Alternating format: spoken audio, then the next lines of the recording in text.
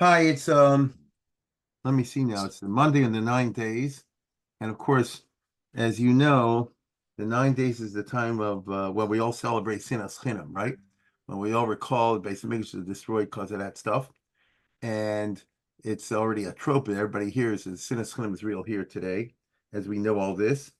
And let me say that it just occurred to me that in a week from now, or a little more than a week from now, we'll have Tu B'av, which is my anniversary actually. And Tu B'av is famous because it says Yom Shehutru Shvatim Lavo Zeh B'Zeh, that the different tribes started actually interacting and marrying with each other before that. So today, I would say, and I think you would agree with me, that in the Jewish people in Klal Yisrael, we are still holding like before Tisha B'av, and the different tribes don't intermingle with each other. And I have a guest today who's actually has a project to be matir the Shvatim Lavo Zeh B'Zeh, and I mean even within the frum world. So welcome Shmuel Sackett, Shmuel Sackett, who runs the Am Yisrael Chai Foundation in Israel. He's working on a very important Achdus project called Uniting Torah. So welcome, and Shmuel, can you explain the project for our listeners? Yes, thank you, Rabbi Katz, for inviting me to your wonderful podcast.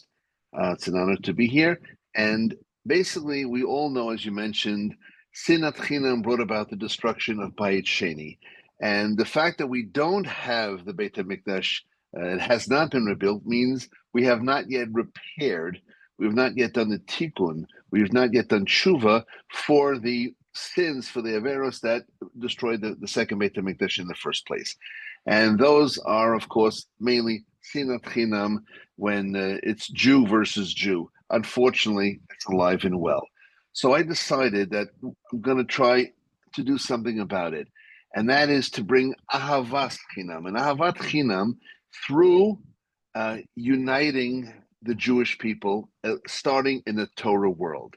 Now, I have to explain this because people often don't understand.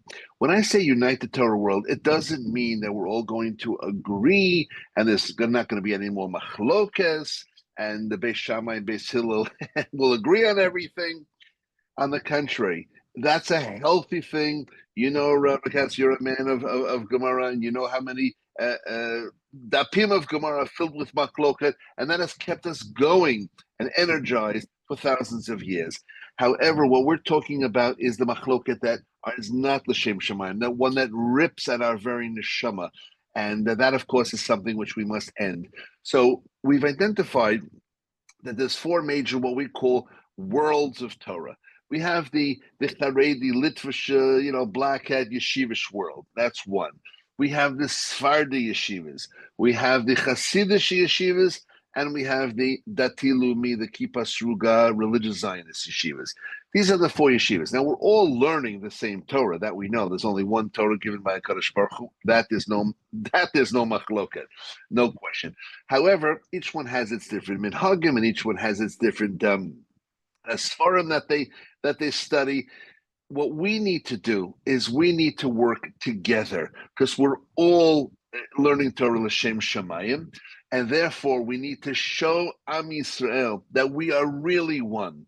And that's why I started this concept called Uniting Torah.com, where we respect our differences, but we really focus on what we have in common and not the differences between us. So it's so important to show HaKadosh Baruch Hu that this year in Tisha B'av, before we sit on the floor and cry, we look Klape Shemaya and we say, HaKadosh Baruch Hu, Avinu Shemayim, we've done what we could to unite the Torah world. That's what it's all about, unitingtorah.com.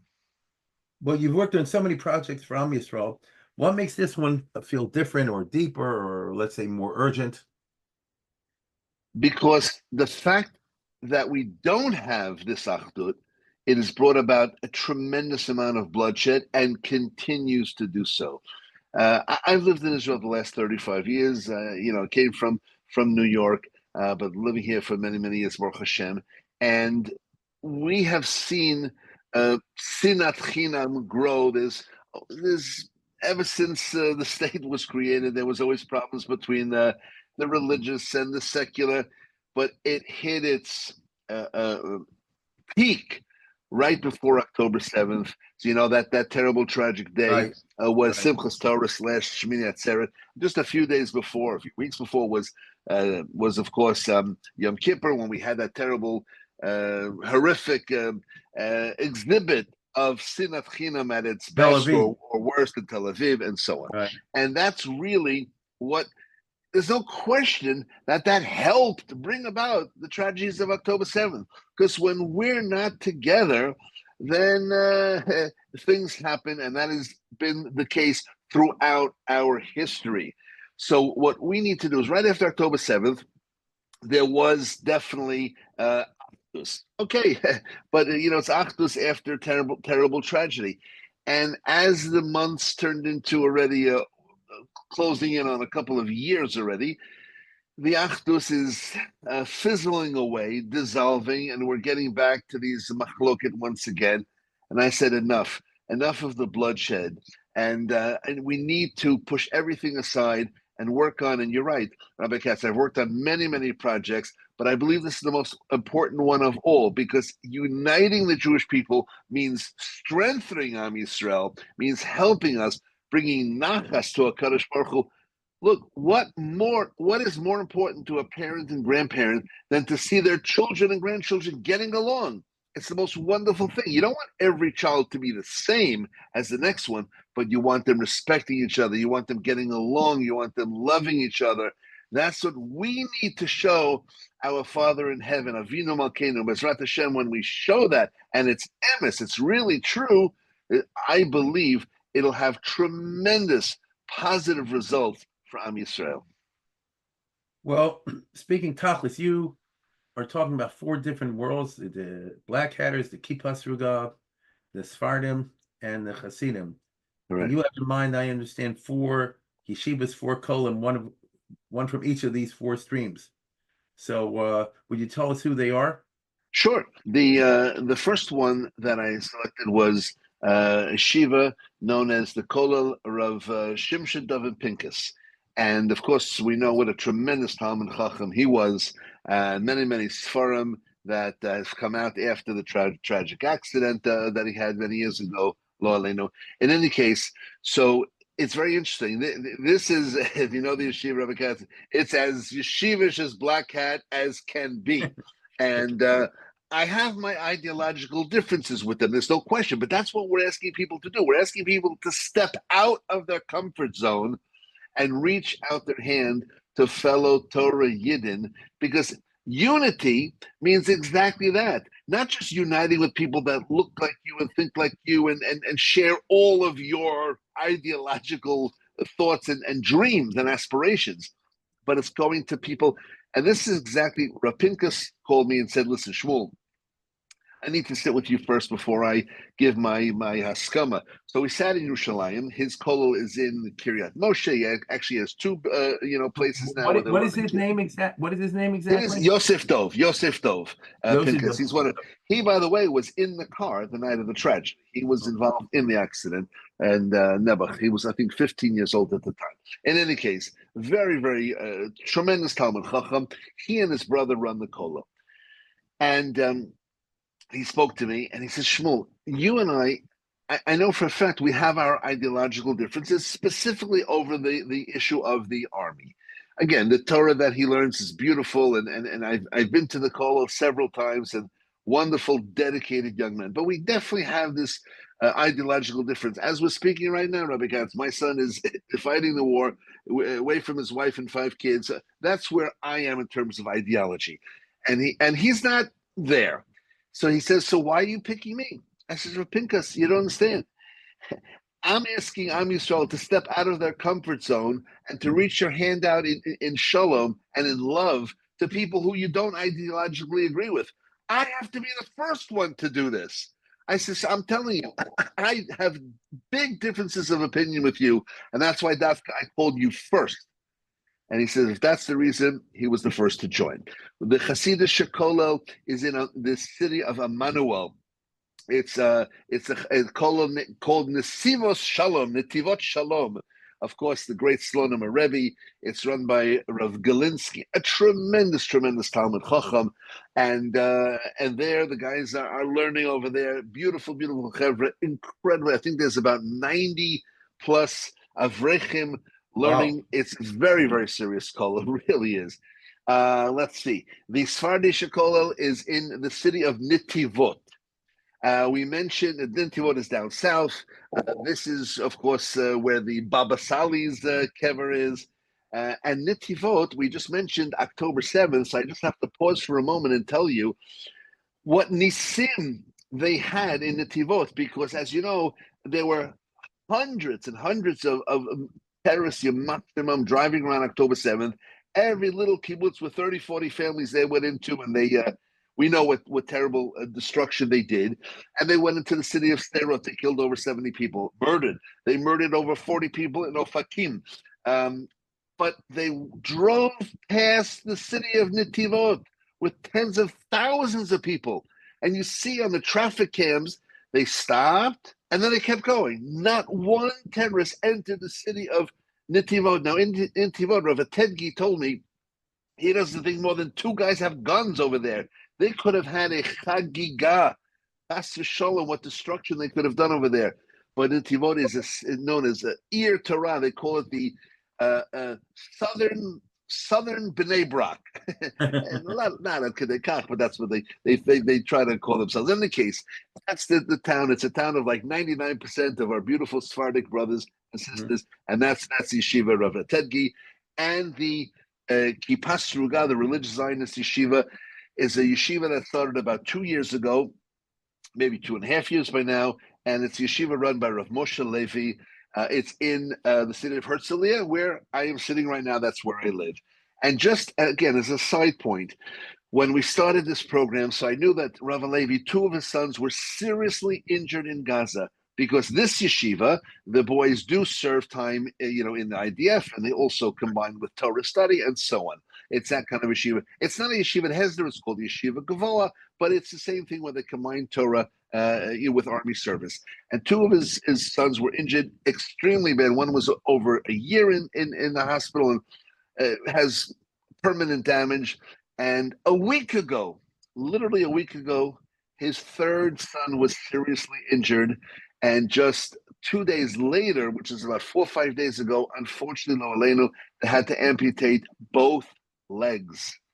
Young man, this is Rav Levi's 3rd son. So you couldn't have 4 more different yeshivas, more different calls, but that's the point. When you unite with differences, but with love, with respect, with admiration. Unitingtorah.com. This is what will bring us the end to the fasting and the crying on Tisha B'av. Do all 4 of these kollels, yeshivas, know each other? Yes, they did. Well, they didn't until they do now, because I brought them all. Well, you came along. Right? They did. But the reason why I'm telling people about this website, unitingtorah.com, is I have a beautiful video there that's about 2 minutes and 10 seconds long. And it shows you the 4 Rosh Yeshivas talking to each other. It shows you that they say, I need you, and I can't do this without you, Herzli. I can't do it without you, Rav Tedgi Nitivot. I need you, Rav Pinga. So that's what it's all about. And what this program does is very simple. It divides equally everybody's donation into 4. So if you give $100, because that's an easy number to divide by 4, so we send $25 to each yeshiva. And you should know that there is no cost that will be taken off of your donation, because my organization, Am Yisrael Chai, is covering all marketing costs and graphic design and internet and the accounting and all that stuff. That's my chelek, so that every single dollar that is donated is given to these wonderful institutions of Torah learning. Wow, if they all do one siyum one day, that'll be something. Ezrat Hashem, what do you mean one siyum? We're going to do more than one. Yeah, one at a time. All right. Well, anyway, what kind of stories do you hope we'll be telling if your project works in the future instead of Avelis and mourning? Look, I'm not looking for accolades or awards or trophies. My goal is to bring Mashiach one day earlier than he planned on coming. That's mamish what I want to do, and again, everybody has to do their share and their part. And I have felt for years, and I see it and I live it, that what we need to do is work on our achdus. And again, you could say it and talk about it. In the last few days, I've received so many emails trying to get me to, in many cases, even purchase videos that are coming out for Tisha B'av, staged videos by various organizations. And I don't want to, talk bad. I'm sure everybody means well, but it's like, buy this video. This is the saddest video you'll ever see. No, mine is sadder than yours. And okay, we need to be sad on Tisha B'av. There's no question about it. But more important than the destruction is the construction. We need, Dafka mentioned Rav Pinkus. Rav Pinkus talks about in one of his forum how it's interesting how the Avelis gets more and more and more, right? Starts in Shavas B'Tammuz, 3 weeks, 9 days, and Erev Tisha B'av, you can't even learn, and even this year on Shabbos after Chatzos, and then you have to fast and sit on the floor. And then when the Beit HaMikdash starts burning, that's when already you get off the floor. Where we're still eating, we're still fasting at that point, but it's after Chatzot. He said that should be the worst. I don't know. We should be banging our head against the wall at that point. Why at that point, when it's already burning, are the restrictions becoming less and less? And he explains because that already we see, with all of the pain, HaKadosh Baruch Hu took out his anger on Avanim and right, exactly, and not on the Jewish people. So that's the time where, at the height of the destruction, to start planning the construction, to start doing the tikkun. And I'm saying this is one of the ways. I don't claim to have all the answers, never did, never will. But I'm saying this is one of the ways that we need to repair the damage. We're clear, everybody agrees, Beis Shammai and Beis Hillel, that it's been the sinas chinam that has brought us to this point. So let's unite the Torah world, unitingtorah.com. I urge you to go and just watch this video, and then Bezrat Hashem, you'll have the call to action. So you're not into cynicism, I see.